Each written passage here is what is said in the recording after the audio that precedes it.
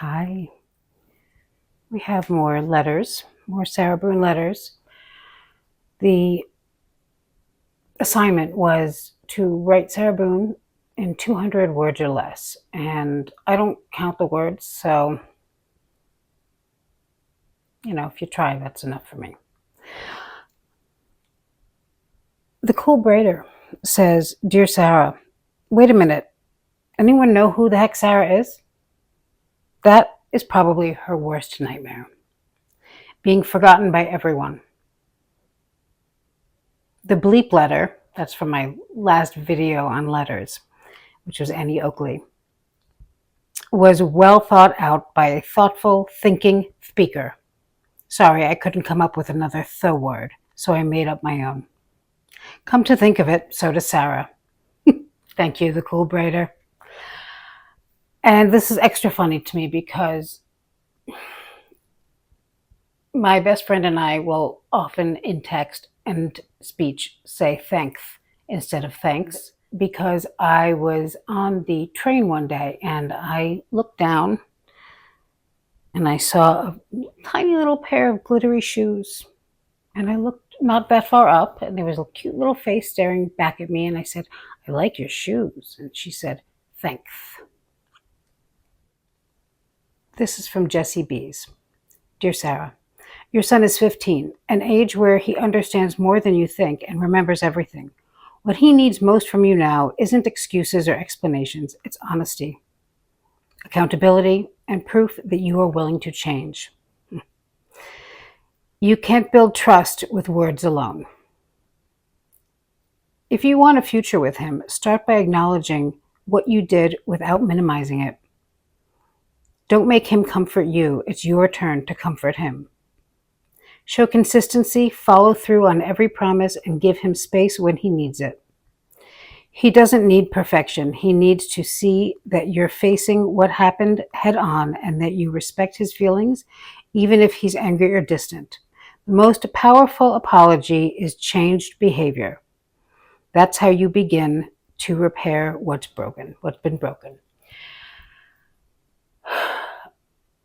This, of course, is all true, Jessie Bees, but this is not something that Sarah is going to do. And almost in her defense, but not quite, I don't think she's capable of it. However, not in her defense, I think she's not capable of it because she does not care. Because she, in my opinion, she has a combination of things going on. I don't think that she reads human cues well, and I don't think she has a lot of empathy. So that already it's a big hill to climb with those predispositioned traits. But I also think that Sarah has a nasty disposition, and I don't think she cares. She just doesn't, it's just too much work for her to think about someone else's feelings and desires and life. She wants what she wants when she wants it, and that's how you end up in a suitcase. But thank you. That's a very good letter. These letters are, they've all been great, and there are some funny ones today, one or two funny ones, but there are also some very poignant letters. Shit's getting real, people. This is from Tam Tam. Dear Sarah, it's strange, but our lives have mirrored and opposed each other in almost equal measure. Our parallels, we both lost our mothers, though my loss was more recent than yours. You're a handful of years older than I am, still close in age. Yes, I'm from the "that's my name, don't wear it out" generation too. But I was probably 5 the last time I heard that corny ass phrase. We were both born in October, and both of us have sons born in October 2010. Our opposites. You live in the South, I live far north of you. You're a Libra with a Scorpio sun, while I'm a Scorpio with a Libra sun. You claim to have been abused by a man who stood 5'3". I was abused by one who stood 6'3". I'm about 5'2", close to your height. You harassed, bullied, and ultimately murdered George. My abuser harassed, bullied, choked, and physically assaulted me, even while I was 8 months pregnant.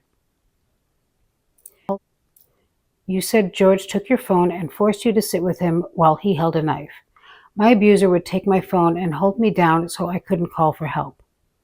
I left many times, sometimes sleeping in my car just to escape. You, on the other hand, stayed and taunted the man you claimed abused you. I never would have dared provoke someone violent. I knew how dangerous that could be.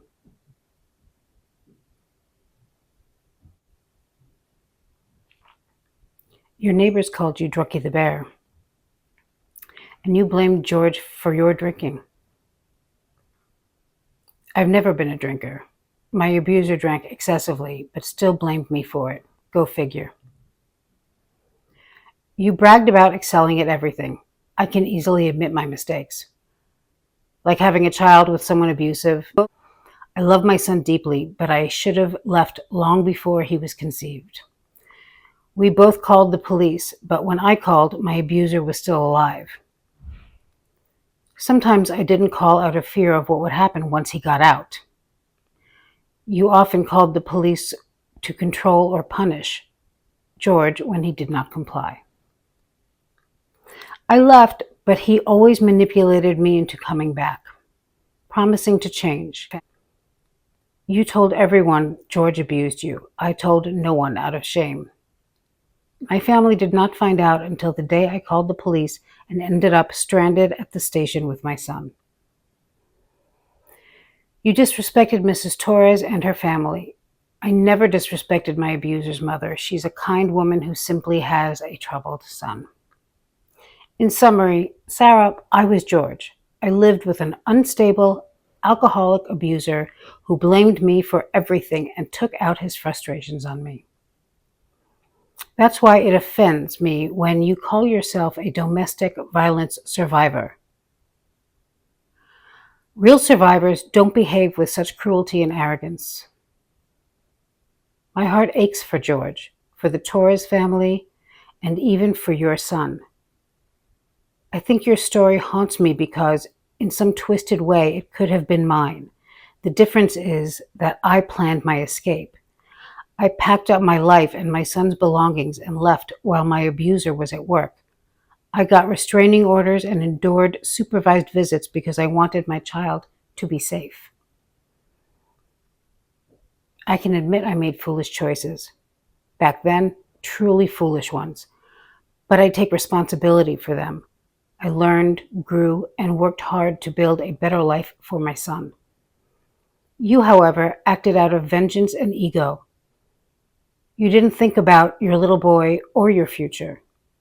Even when you had a chance to take a plea deal and reunite with him in a few short years, you refused, choosing pride over love. I thank God for giving me the strength and wisdom to leave when I did. I thank Him for the clarity to think before I act, because one bad decision, and I could have been you, alone, imprisoned, and consumed by my own anger. Thanks, Tam Tam. Even worse, you could have been George, which sounds more likely, as you said. Thank you for sharing this, Tam Tam. This letter is particularly poignant right now because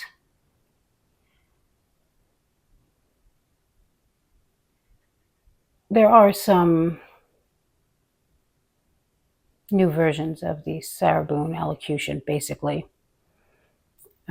Claims of some of her journal entries and stuff like that being distributed. And she's claiming still to be a victim. Apparently you can't lock all murderers up and expect them to just shut up, stay there. And this is timely because you express beautifully and successfully the real fear and struggles of being a survivor and trying to get out of that situation and living with a violent, scary person. And one of the many things that Sarah did that we are also horrified and offended by is she basically spat on everything decent. She, like you said, she showed disrespect to George's family. She killed George and claimed that he was an abuser, which he was not. And it's very clear. She didn't think that anyone would see that. That's how smart, clever she thinks she is, but everyone saw it. We love juror number 3 because he was our voice. He was the voice of guilty. You don't even have to finish the question. This bitch is guilty. And as I said, she has done so many horrible things, not the least of which I would say one of the very worst things, and among those is murder, is to make a mockery of survivors of domestic violence and make a mockery of parents, mothers, fathers who, against all odds, have to fight for their children to be safe. And only somebody who has no conscience, cannot conceive of any of that, being abused, caring about their child in that way or in any way, would do that, or would think that it would even be okay, or even, words really cannot explain, describe all of the horrible things that Sarah Boone is and continues to be. And I think that's one of the reasons she speaks to all of us for different reasons, because while we, as true crime enthusiasts, see a lot of horrible people and horrible women, Sarah Boone is something extra because she is not crazy. She's not a religious zealot. She was living a life that slowly, insidiously led up to this crime. And in that life, she was also not a good mother to her son. She didn't care about her son, obviously. She was lucky that Brian did, and that he would come pick her son up when she wanted to get drunk and hang out with George. Had she not had Brian, that child would have been exposed to all kinds of horrors, because Sarah was not about to stop doing what she wanted to do. In my opinion, the only reason that perhaps it would not have happened is because I don't think George would do that. And I think one of the reasons that Sarah would send her son home or have Brian come pick him up is because if George was spending time with that boy, and he says it himself in one of the videos or in the texts, both actually, how much he loved him, Sarah wouldn't like that. Sarah would get jealous because that's the kind of person Sarah is. And I think that when those two started having a good time, and this is almost more cruel than I can imagine, but I think when those two started having a good time together, that was enough for Sarah. That's when she was like, let's get drunk, I'll call Brian. That's the kind of mother that she is. And now, just like the claims of being a survivor, now she is blaming George for not being a good mother. She smashed my phone when I would try to call my son. All of this bullshit that she is now torturing Brian with. Brian, who has for years, 20 years or more, done everything he possibly could for her and then for their child. Sarah does not care about that. Sarah is The second that you stop doing something for Sarah, you're dead. Worse than dead. She is going to do anything to get revenge, to seek revenge. It does not take much.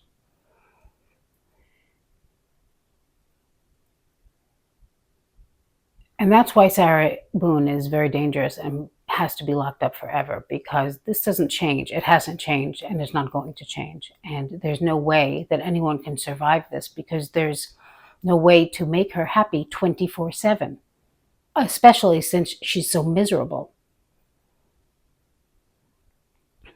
So thank you for this letter. It's beautiful and it's touching and it is timely.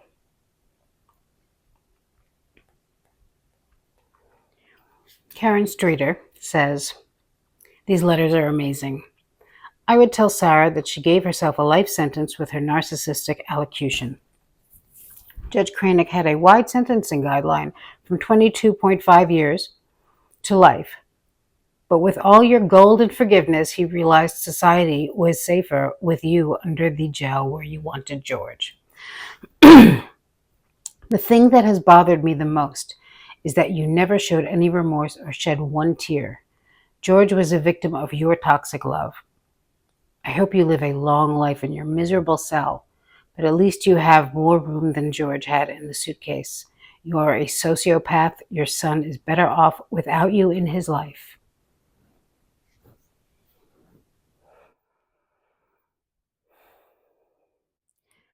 And now we have a little palate cleanser from Jimmy Chambers, who had some time, so went on ChatGPT and wrote this letter to Sarah.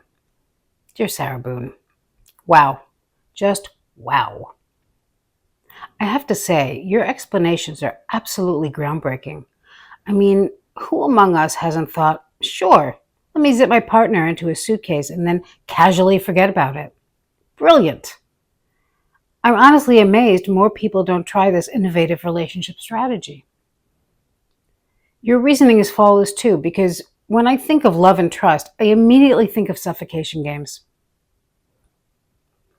And of course, the video evidence of you laughing while he's begging for air. Honestly, I think that's just unfair. People clearly don't understand your incredible sense of humor. Dark comedy at its finest, am I right? And the part where you insisted it wasn't your fault. Chef's kiss. I mean, personal responsibility is so overrated. Who could possibly expect you to unzip a zipper or use basic common sense?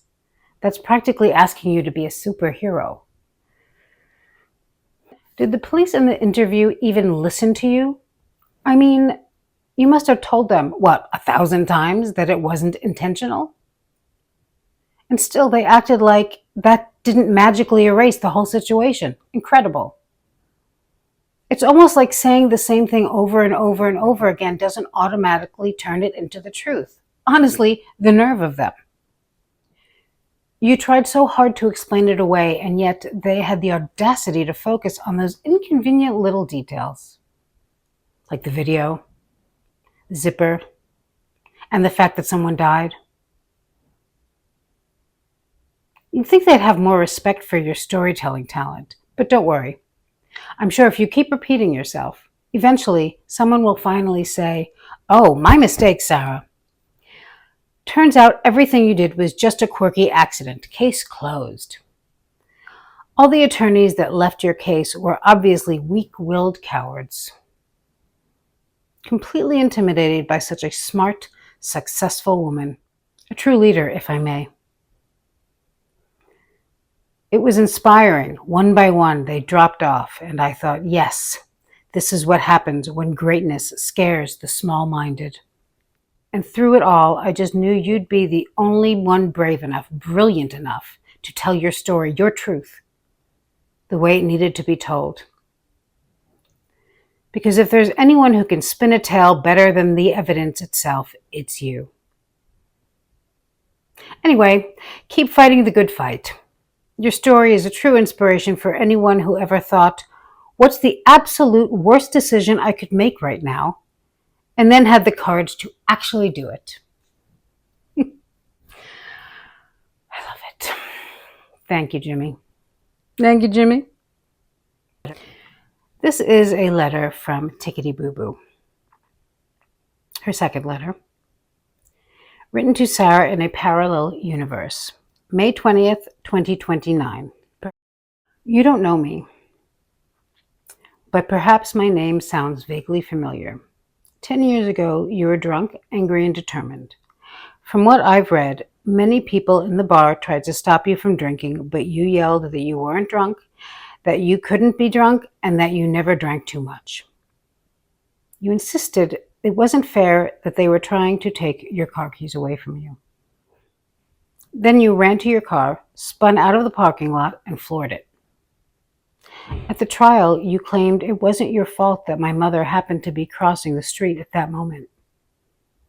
You did not intentionally hit her. You were an excellent driver, top of your class, always praised for your ability to parallel park. Just ask anyone. I was 9 years old, the same age as your son. My mom was magical.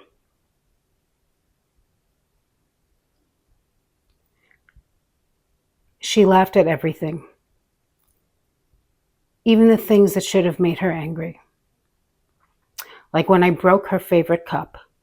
She taught me to find humor in everything.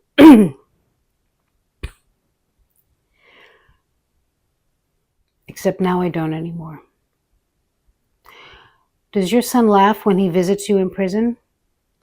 I think you took his laughter away that day too.